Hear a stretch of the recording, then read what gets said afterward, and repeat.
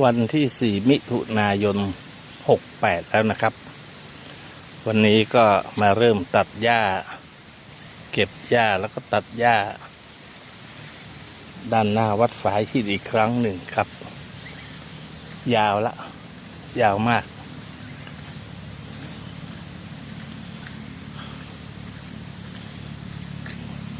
ตัดงวดนี้ก็น่าจะพอดี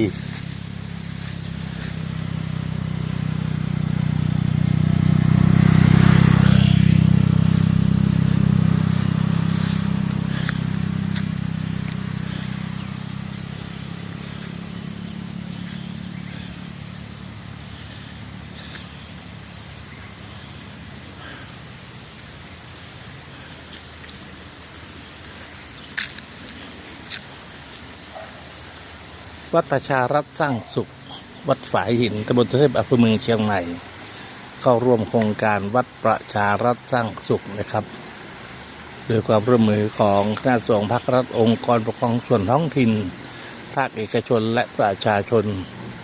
ทุกฝ่ายกำหนดนโยบายร่วมกัน